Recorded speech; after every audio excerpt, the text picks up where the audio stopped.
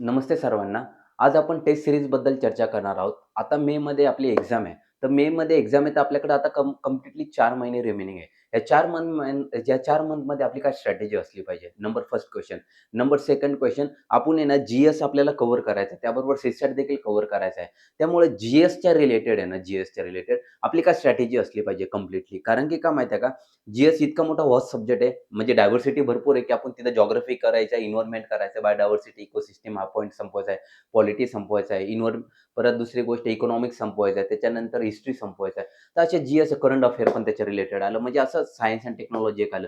अशा जी-एसच्या सगळ्या पॉइंटवर आपल्याला हात लावायचा असतो आणि नुसतं हात लावायचाच नसतो, तर आपल्याला त्याच्या बेसिसवर टेस्ट सीरीज सुद्धा सॉल्व्ह करायचे असतात. सो प्रिपरेशन करताना ना, आता टेस्ट सीरीजचा रोल किती इम्पोर्टंट आहे, हे सगळ्यात जास्त समजून घेणं फार महत्त्वाचं आहे. आता क्वेशनमध्ये 100 प्रिलिमच्या पॉइंट ऑफ व्ह्यूने बोलतोय मी. 100 एक फर्स्ट पेपर जी-एसचा असतो, सेकंड पेपर असतो सी-सॅटचा, सिव्हिल सर्व्हिसेस ॲप्टिट्यूड टेस्ट. तो पेपर क्वालिफाईंग असतो. पण त्याचे मार्क्स पडणं सुद्धा खूप डिफिकल्टी झालेली आहे. त्या दृष्टिकोनातून सुद्धा टेस्ट सीरीज आपण चांगल्या पद्धतीने सॉल्व्ह करण्याचा प्रयत्न केला पाहिजे. नंबर सेकंड नंबर सेकंडमध्ये जी-एसच्या रिलेटेड. जी-एसच्या रिलेटेड आहे ना 100 क्वेशन प्रिलिममध्ये विचारले जातात. त्याच्यामध्ये आपण जर चांगल्या पद्धतीने जी-एसचं प्रिपरेशन करून गेलो ना, तर आपल्याला 30 क्वेशन 25 टू 30 क्वेशन आहे ना, आपण आरामशीर चांगल्या पद्धतीने सॉल्व्ह करू शकतो. पण उरलेला तिथून पुढचे जे क्वेशन्स आहे 100 मध्ये, कारण की कट ऑफ जो जातोय ना, तो जवळपास 100च्या आसपास जातोय करंटला नाही का, 90 टू 100 मागच्या 3 वर्षापासून. कारण की पेपरची लेव्हल जी आहे ना, खूप त्या पद्धतीने डिफिकल्टी लेव्हलनी मागच्या 4-5 वर्षामध्ये सेट झालेली आहे. त्या दृष्टिकोनानं कट ऑफ कमी जातो. बट आपला माइंडसेट असा असला पाहिजे, की आपण 100 प्लस स्कोर न्यायला पाहिजे, 110 प्लस स्कोर न्यायला पाहिजे. पण हां, हे पॉसिबल आहे का? पॉसिबल आहे.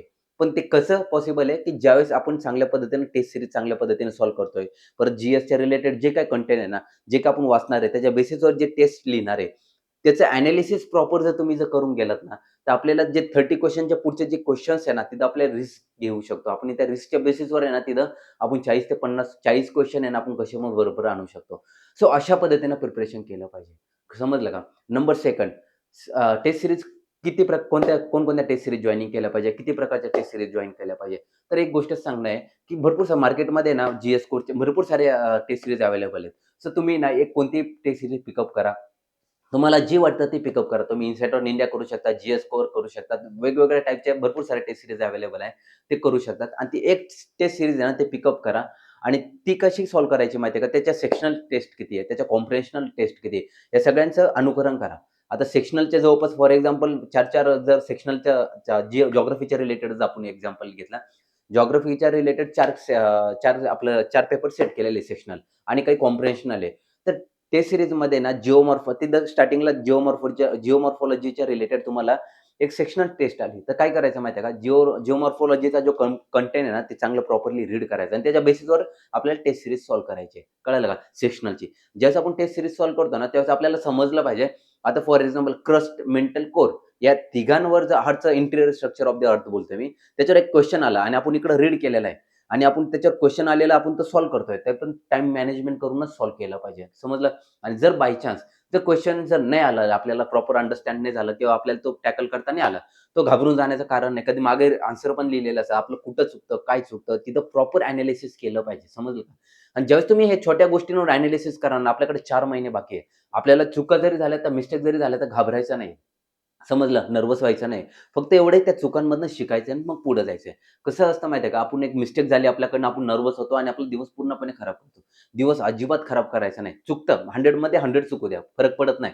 फक्त त्याच्यातनं शिकत चला. म्हणजे शिकत गेलं ना, एक कॉम्प्रिहेन्शनच्या शेवटच्या कॉम्प्रिहेन्शनलच्या ज्या टेस्ट सीरीज असतात शेवटच्या, त्या प्रॉपर अजून चांगल्या पद्धतीनं सेक्शनल नंतर कॉम्प्रिहेन्शनल जेव्हा सॉल्व्ह करतो ना, ते चांगल्या पद्धतीने सॉल्व्ह करण्याचा प्रयत्न करा. त्याच्याबरोबर पी-वाय-क्यूची सीरीज आहे. ती सीरीज सुद्धा तुम्ही सॉल्व्ह करण्याचा प्रयत्न करा. ज्यावेळेस आपण static base, test series base, static test series आणि पी-वाय-क्यू या तिघांचं कॉम्बिनेशन करून आपण चांगल्या पद्धतीने ज्यावेळेस प्रिपरेशन करतो ना, त्यावेळेस आपल्याला स्कोर कार्ड आपला चांगल्या पद्धतीने येत असतो. सो आपण अशा बेसिसवर आहे ना, आपण जो कट ऑफ असतो ना, त्याच्यापेक्षा नक्कीच 20 ते 25 मार्काची लीड एक्स्ट्रा घेत असतो. सो अशा पद्धतीने आपण प्रिपरेशन केलं पाहिजे आणि टेस्ट सीरीजचं आहे ना, एक जरी लावली ना, तरी सफिशियंट आहे. फक्त त्याचं प्रॉपर एनालिसिस केलं पाहिजे. बस दॅट्स इट. एवढंच माझं सांगायचं इंटेन्शन आहे. आणि सेकंड पार्ट काय आहे, की तुम्ही ज्यावेळेस कन्सेप्ट वाचाल ना, त्याच्या बेसिसवर लगेच टेस्ट सीरीज सॉल्व्ह करायच्या आहे. कन्सेप्ट वाचायचे, लगेच टेस्ट सीरीज सॉल्व्ह करायचे. करंट अफेअरला त्याच्याशी लिंक करायचे. अशा 3 पॉइंटवर 3 पिलरवर आपल्याला काम करायचं आहे या 4 महिन्यामध्ये.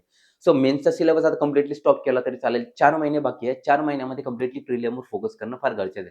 त्याच्यानंतर आपल्याला मेन्सला जाता येणार आहे. समजलं? So all the best. God bless you all. चांगल्या पद्धतीने प्रिपरेशन करा. बाय.